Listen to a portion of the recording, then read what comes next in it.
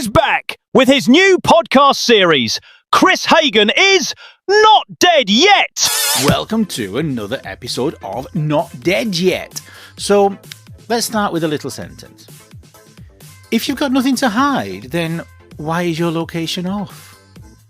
Now, let me start with a modern mystery. Your phone can actually tell you many amazing things. How many steps you've done in a day, or none. How many flights of stairs you've gone up and down, even if there's no stairs in your house. What you ate 3 Tuesdays ago. I don't even remember what I had this morning for breakfast. And where you were at 2:14 p.m. in January 2019. But suddenly, your location is off. Not battery saving, not phone glitch, just off. Interesting. Now, once upon a time, location sharing was for emergencies. Now it's for reassurance, coordination, trust, and occasionally proving you didn't disappear into thin air. That's direct to my parents who are always saying, "Where are you? Where are you?" Check my bloody location. All my friends can see my location. All my friends can see my location because I've got nothing to hide. And so when somebody deliberately turns it off, people notice. And also you can receive a notification saying it has been turned off. And let's not pretend otherwise. People do notice. Now, technically, turning off your location doesn't prove anything. Psychologically, it signals intent. It says, I am choosing not to be seen. And that's different from privacy.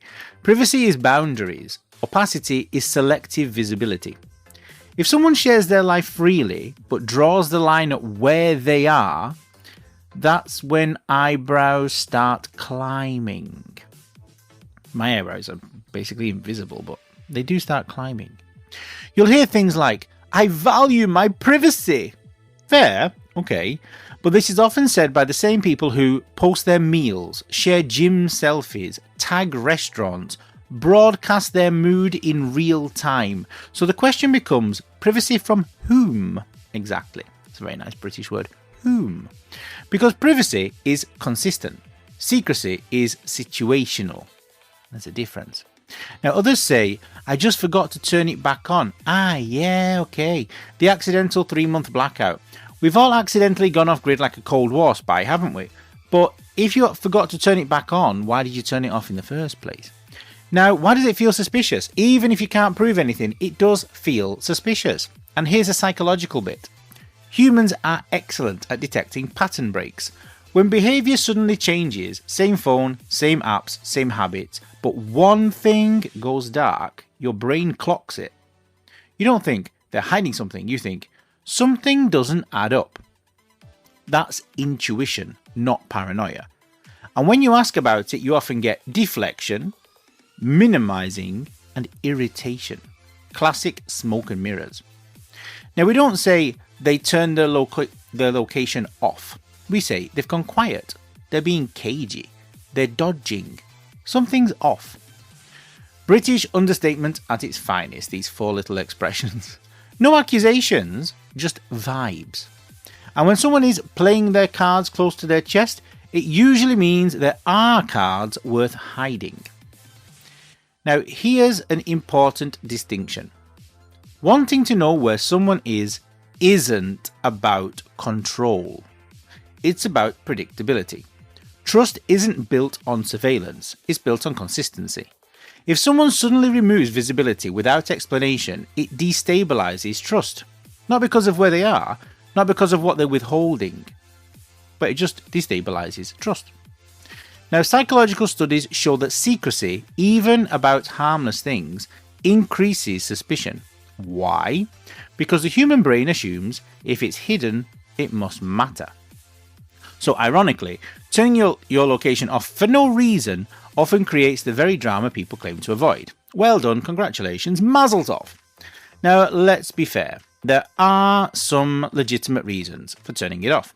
Safety concerns, stalking issues, work-related confidentiality, genuine privacy boundaries. But here's the key difference.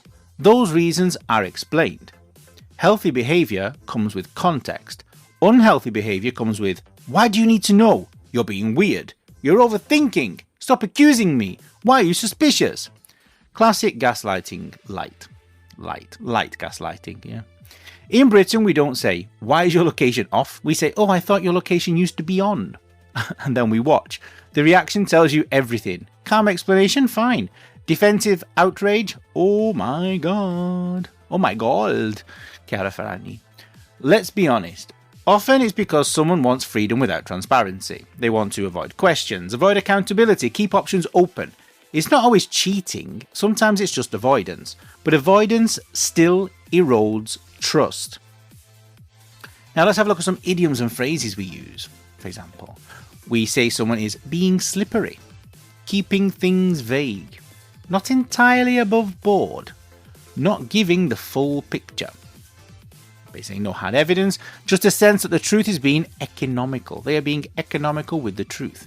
And half-truths feel worse than lies because they insult your intelligence. If someone says, I'm turning my location off because I need space, nothing dodgy, that's adult. If someone just disappears digitally and expects you not to notice, that's naive at best and disrespectful at worst. Technology didn't create mistrust, it just made it visible. Turning off your location doesn't automatically mean guilt, but unexplained changes, defensiveness, and selective honesty will always raise questions. If you value trust, you don't hide without explanation. And if you truly have nothing to hide, you don't mind being understood. Because in the end, it's not about tracking, it's about transparency. And if someone goes dark without a word, don't panic, just pay attention.